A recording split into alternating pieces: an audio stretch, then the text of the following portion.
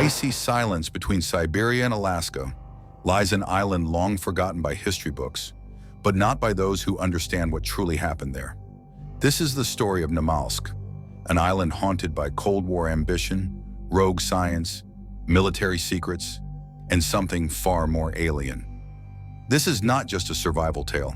It is a chronicle of human obsession, of mistakes, and of consequences that echo across dimensions. The Cold War casts its long shadow. In 1952, the Soviet Union discovers a mineral-rich island in the Arctic corridor, Namalsk. Isolated, strategic, and resource-heavy, it becomes a critical outpost in the global power struggle. Mining towns Bryansk, Norinsk, Vorkuta rise quickly. A rail network slices through the ice, hauling coal and rare minerals. Military installations follow, fortifying the island's newfound purpose. But Namalsk hides more than minerals. In 1968, the Soviets construct a hidden facility beneath Mount Vorkuta. Officially, it's the Athena Research Institute. Unofficially, it's something far more secret, the Namalsk Anomaly Center, NAC. Their goal? Investigate strange, rhythmic electromagnetic signals from deep underground, signals that feel designed. In 1983, a Soviet drill hits something alien. Beneath Namalsk's southern plateau, they uncover a crystalline, pulsing, partially organic monolith. Object A1. Attempts to access it fail until it activates on its own, emitting controlled radiation bursts. It begins responding to specific energy signatures. By the 2000s, scientists make a chilling discovery. Object A1, when charged correctly, opens temporary wormholes to unknown locations. The Athena Complex expands into 3 key zones. Athena 1, wormhole testing chamber. Athena 2, energy coordination and data analysis. Athena 3, emergency fallback in deep observation. But the tests unleash side effects: violent electromagnetic storms, radiation surges, and mutagenic phenomena. They name them EVRS, electromagnetic vortex radiation. Amid growing instability, senior researcher Dr. Pyotr Malinov issues a warning. They're feeding it power it cannot handle. I won't be complicit. He disappears soon after. By 2007, Russia attempts to shut NAC down, but the institute resists, bribing officials, embedding itself into the population. Protests erupt. Russian forces retreat. Namalsk slips into isolation. Then in 2010, complete silence. All communication from Namalsk vanishes. April. Russia sends a Spetsnaz unit to investigate. Their final transmission from Lieutenant Dmitry Sobolev. We found it. The gate is real. There's something on the other side. We're pulling back. We, static. The unit vanishes. July 9th. Operation Reclaim. Captain Viktor Pekarov leads another Spetsnaz team south. They encounter horrors: infected civilians, radiation-scarred corpses, and invisible creatures dubbed bloodsuckers. July 10th, 2:36 a.m. A catastrophic EVR burst erupts from Object A1. Over 4,700 die between Namalsk and Kamchatka. Power grids collapse from Alaska to Russia. The anomaly has gone critical. DEFCON 2 is declared in the U.S. The 32nd Marine Expeditionary Unit, led by Captains Ryan Gobin and Mark Wilson, is dispatched. 2 new players emerge. 1, the Nightstalkers, a shadowy, private paramilitary research group. They've been watching Namalsk for years. Their elite team includes Tamika McLemore, Michael Zaitsev, Peter Trepov, Maxim Solovyov, Commander Alex Novikov. NAC, Namalsk Corporation, no longer a scientific outpost. Now a rogue organization experimenting with interdimensional technology hidden behind civilian fronts. They've seized Namalsk's south. Tamika McLemore lands covertly at Lubyansk. His orders: gather intel, avoid conflict. But Namalsk is a nightmare. He witnesses the undead, zombies, attack Russian soldiers. Bloodsuckers haunt Vorkuta. EVRs sweep the landscape like temporal shockwaves. Tamika learns the truth. NAC controls the EVRS. But more terrifying is how their soldiers move through it, untouched. They wear APSI suits, anti-psionic systems interface, Armored exosuits lined with neural dampeners and internal radiation shielding. Their helmets glow with cold blue light, suppressing the mental chaos of the storms. Designed to block psionic feedback and sensory hallucinations, the APSI units are as silent as they are unstoppable. Tamika recovers one from a fallen operator near Vorkuta. Alongside it lies the ER-7RFW, an experimental electromagnetic rifle. Nicknamed the Gauss rifle, it launches rounds using magnetic acceleration, emitting a high-pitched hum as it charges. Lightweight, recoilless, and pinpoint accurate, it's designed for combat in zero-gravity or warped atmospheric conditions. Armed with these, Tamika becomes more than a scout. He becomes a threat. Commander Novikov leads a Nightstalker assault south toward Athena 2. Despite NAC's EVR defenses, the team pushes through. Their goal, disable the source and secure intel. They discovered July 10th wasn't an accident. NAC triggered the burst intentionally to eliminate Russian forces. July 11th. Captains Gobin and Wilson parachute west of Sebyan Dam. Separated, they reunite amid chaos. After surviving NAC ambushes, they infiltrate shelters, stealing sensitive documents. The intel confirms Object A1 is generating EVRS. NAC uses radar arrays to track targets and launch bursts. Disabling the radar cost Mark his life. Gobin is gravely injured, but rescued by Nightstalkers. They contact the USS Cold Acolyte to coordinate a multinational counteroffensive. Russian, American, and Nightstalker forces unite. From north, east, and underground, they converge on Object A1. Captain Petrov's team leads the charge. As they approach, a massive EVR surge erupts. Petrov is knocked unconscious and wakes up under a different sky. Strange stars, a towering gas giant. A carved stone reads HR 8799D-129 light-years from Earth. Back on Namalsk, the clock runs out. 7:37 July 13th.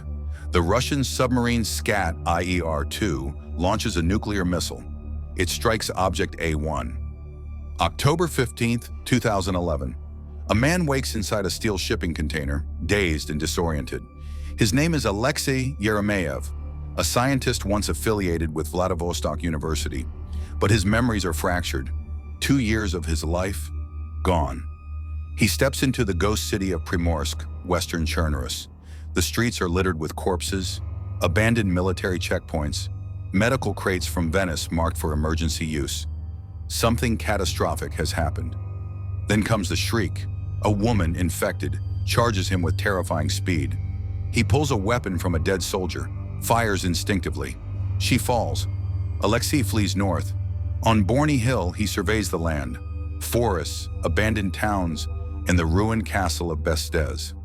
A torn newspaper from October 2nd, 2011 reveals the horror. A viral outbreak that ravages the mind, turning humans into monsters. Only a rare few seem immune. One word haunts him in the article: Namalsk. While scavenging for supplies, Alexei meets a survivor, Krista. She's cautious but talkative. She believes they're both immune. She tells him the world has collapsed, and rumors swirl about a conflict between NATO and CSAT. They share a fire, but peace is short-lived. A black helicopter roars overhead. Soldiers in experimental armor descend. Krista is killed. Alexei barely escapes. Wounded and paranoid, Alexei is picked up by a CTRG unit, Sock and Fox, led by Captain Ryan Coben. They don't trust him, but they recognize his expertise. Their vehicle is ambushed. Alexei escapes again, but his memories begin to return. Flashes of a lab, a gas giant in the sky, a swirling wormhole. He was part of something far bigger. Near Grozovy Pass, Alexei leaves his final journal entry. My battle is lost, but they cannot hide this forever. The virus has not come from Earth. If anyone reads this, get to Namalsk. The answers are there. I know it, because I am a Namalsk survivor. CTRG Captain Natanya Kaitner shares her own account. Originally investigating DPRK activity, her mission pivoted the moment the Namalsk explosion occurred. Footage recovered from NAC shows Object A1 stabilized, a wormhole created. A drone passed through.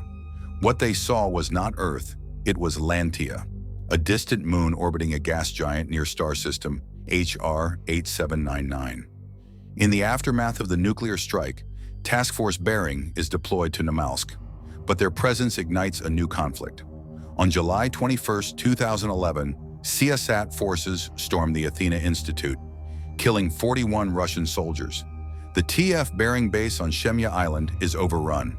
Intelligence leaks suggest CSAT and DPRK may be aligned with remnants of NAC.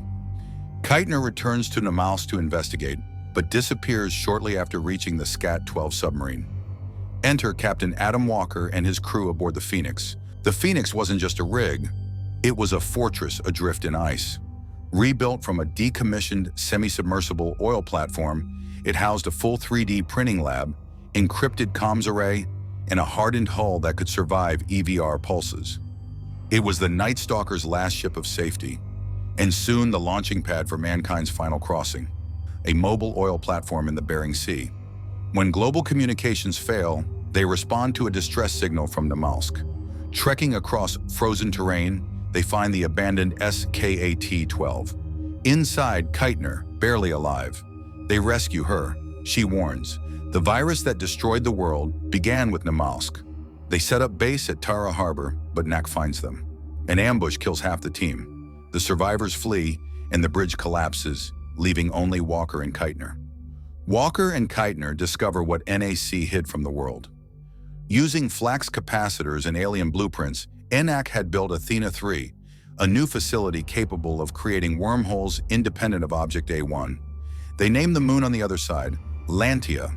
They established a foothold, Palace Station. Missions LNT-M001 through LNT-M009 explored its surface. Gravity was lower, radiation was higher. The keyhole, a spiral crater, suggested ruins of an ancient civilization. Then contact ceased. In their last transmission, Palace scientists reported 3 red objects descending from orbit. Radiation levels surged. Voices echoed through the wormhole. The gate collapsed. They called them the Lanterns, the original architects of Object A1. NAC believed they had been watched. The red objects were not a greeting, they were a warning. We tampered with technology we didn't understand. We opened doors we couldn't close, and the ones watching us have responded. Object A1 may be destroyed, but Athena 3 remains, and so does the gate to Lantia, August 2011. Deep space telescopes across the world register a strange object approaching Earth. It is not a comet, not a meteor. Its shape resembles an interstellar vessel. The media dubs it Arrakis. By the time authorities react, it's too late. The object burns through the atmosphere, scattering high-altitude particles. Within days, cases of violent neurological breakdown appear in Guangxin, China. People lose all rational function within minutes. Then they turn. The pathogen is named VEG-7, a trineural virus unlike anything in Earth's databases. It spreads on contact. Symptoms manifest in under an hour. Victims become erratic, aggressive, and cognitively vacant. Only a fraction of the population shows signs of immunity. But where did it come from? Classified NAC logs reveal the truth. Vega 7 was carried aboard Arrakis. The missile wasn't an attack. It was retribution, or perhaps containment. September 20th, 2011. The day the world ends. By dawn, major cities go dark. Military command structures crumble. Airports shut down. Quarantine zones collapse. The virus leaps oceans within hours. Survivors begin counting from that day. Day 0. NATO initiates Operation Eclipse. Russia deploys its final air fleet. China retreats behind defensive megawalls. None of it matters. Namalsk's connection to the event becomes undeniable. Across fragmented radio networks, one word spreads in panicked whispers: Wormhole. October. High-orbit satellites capture an anomaly forming above the North Pole. Red auroras twist unnaturally. Magnetospheres destabilize. The remnants of NAC, once believed defeated, reactivate a wormhole from Athena 3. Only this time, they don't send probes. They send people. Lantia, a desolate alien moon, orbiting a gas giant. Atmosphere toxic, radiation extreme, and yet, signs of civilization. Those who cross through the wormhole see ruins, symbols, structures half buried in dust, technology fused with geology. Some believe it was the Lantian homeworld, others a prison. What is clear is this: something still watches from the shadows. In the final connection through Athena 3, 3 survivors managed to broadcast one last signal. We found something. It's alive. It sees us. The transmission ends. Back on Earth, Vega7 mutates. It is no longer viral. It is psionic. November 10th, 2011. Natanya Keitner makes her last log entry. 52 days since day 0. Humanity is splintered. Vega 7 is rewriting brains. The wormhole is locked. The Lanterans are gone, but their legacy remains. We tampered with the stars, and the star answered. Task Force bearing is lost. NAC is silent. The Athena facilities are buried, flooded, or sealed in EMP glass. But fragments of tech remain. Blueprints, suits, unspent portals. Those immune begin gathering in whispers, calling themselves stalkers. And on a world half dead, under skies forever red, the question remains, will we learn, or will we open the gate again?